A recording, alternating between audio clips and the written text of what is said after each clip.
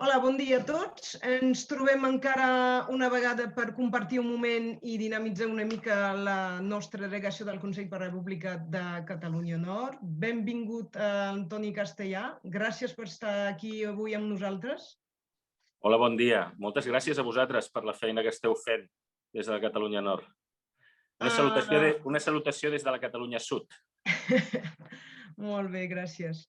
Avui volem intercanviar una mica un moment amb tu i amb els voluntaris de la delegació per parlar junts de lo que està muntant ara la identitat digital republicana, que en sentim parlar però potser no queda clar per tothom.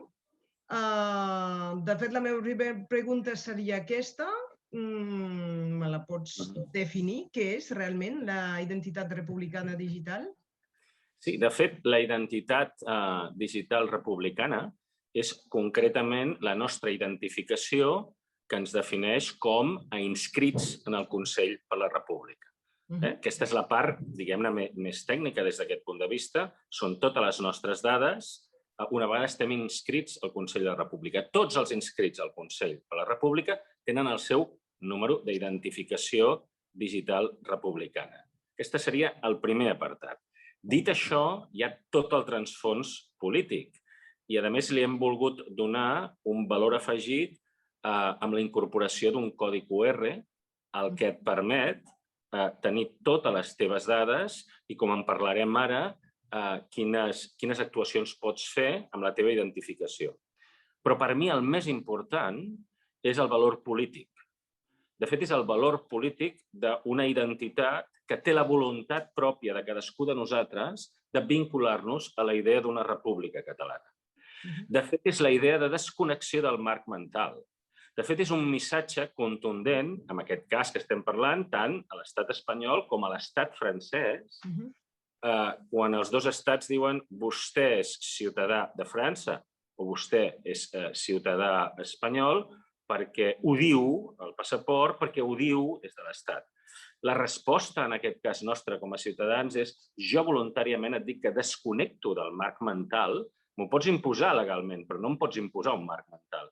Desconnecto del marc mental i dono un missatge molt contundent de formar part nacionalment com una identitat nacional en termes nacionals a països catalans. I crec que aquesta és la idea força més important. Perdoneu, ho diem des del Principat, des de la Catalunya del Sud, quan tenim discussions en termes de l'estat espanyol, és «eres espanyol porque lo pone tu DNI». Aquesta és la resposta de «no, la meva voluntat és ser republicà català i així ho defineixo amb la meva identitat digital». Per tant, té una connotació d'identificació de les teves dades, però la voluntat política, l'expressió política de desconnexió del marc mental, en aquest cas, en el meu cas seria de l'estat espanyol, en el vostre cas de l'estat francès. Molt bé. Llavors, concretament, encara que sigui això sortir del marc mental, tenir un altre, què portarà concretament? Per què serveix? Si ho podem definir... Sí, ho podem definir. De fet, té tres coses, en aquest moment, tres àmbits en genèric que són rellevants. El primer de tot és la identificació amb les nostres dades. És la identificació segura de les nostres dades com inscrits, és a dir, soc l'inscrit amb les meves dades.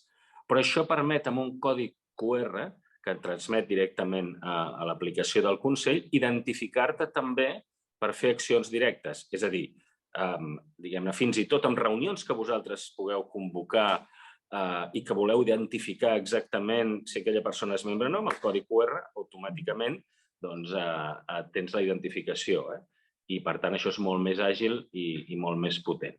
La segona, que va vinculada amb aquesta primera, és, i per mi és molt important, això et dona l'accés a tots els processos participatius del Consell per la República. Sabeu que el Consell no és només la idea de defensar el mandat de l'1 d'octubre, sinó en termes de com ho volem fer i en quin model de conceptual. I el conceptual és molt de baix cap a dalt. Volem que sigui molt participatiu. El pla de govern, els que ja hi teniu experiència, el pla de govern del Consell s'ha sotmès a la consulta. Estem impulsant tot un procés de consultes participatives a l'estil, us diré entre cometes, dels processos participatius referendaris a Suïssa. Tots aquests processos de preguntes, d'impulsar decisions des de la base, es poden fer directament amb la identificació, amb la teva identitat digital. I sobretot el que tindrem ara a finals de juny-juliol és la constitució, el procés electoral per la constitució de l'Assemblea de Representants, que és el Parlament del Consell per la República i que això ens donarà dret a vot. Per tant, també la identificació digital a través del codi QR per poder votar, per poder presentar-te, per poder participar dels debats. I hi ha una tercera, i també jo crec molt rellevant, que té a veure amb el consum estratègic. Ens estan participant empreses, ONGs, associacions, que a l'hora d'utilitzar els seus serveis, en aquests moments, ja et demanen com, per identificar-te, la teva identificació digital del Consell per la República. Hi ha mitjans de comunicació, en aquests moments, que per subscriure't, quan et demanen les dades, amb el teu codi QR, amb el teu número d'identificació digital, és suficient per subscriure't o, en el cas d'alguna empresa, per tindre algun dels avantatges que poden donar. Jo no ho dic això des del punt de vista de consum, fixeu-vos. Ho dic des del punt de vista, sí, de consum estratègic, però de relat. I jo crec que hem de posar molt en valor que hi ha organitzacions que estan utilitzant en aquest moment per demanar-te les dades la identificació des d'aquest punt de vista. Per tant, les meves dades, participar en els processos participatius, valgui la redundància, consum estratègic. Molt bé. Llavors, fent això, precisament, qui la pot demanar? La pot demanar tothom que es vol vincular a les diferents parts, als diferents ciutadans dels països catalans, concretament, o va més enllà? A veure, com ho podem precisar? Sí, qualsevol, deixa'm-ho dir així, lògicament algú intuïtivament podria pensar, i és així, això va dirigit a qualsevol ciutadà de qualsevol dels països catalans que vol defensar, diguem-ne, un concepte de república o un estat independent. Aquesta seria la primera aproximació, però nosaltres hem volgut donar-li més dimensió. De fet, qualsevol ciutadà del món pot inscriure's al Consell de la República i tindre tenir aquesta identitat digital. Això vol dir trencar els esquemes en termes dels estats que estan encara molt pensats com eren al segle XIX. I ara estem al segle XXI. Els estats actuals, d'alguna manera, venen a dir tu, ciutadà, ets propietat meva de l'Estat. Deixem-ho dir així pedagògicament. En el model que nosaltres plantegem és no, tu, ciutadà, ets el propietari de la República. Per tant, no et diré si tu ets o no membre d'aquesta república. Tu, sobiranament, decidiràs si ho vols ser o no ho vols ser. Ningú t'imposarà perquè has nascut, pel teu origen, per la teva llengua, per la teva manera de ser, sinó, deixeu-m'ho dir així amb aquella frase, serà membre i és membre del Consell, en aquest cas de la República, i té el número d'identificació, tot aquell que ho vol ser, tot aquell que expressa la voluntat.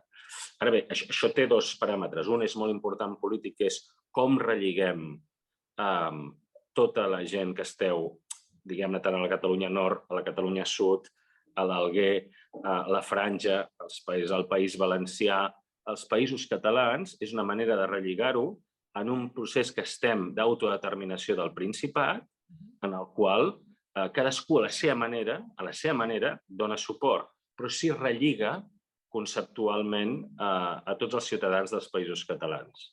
Però té una segona dimensió, com he dit, molt potent, que és que qualsevol ciutadà del món pot expressar-se des de dos punts de vista.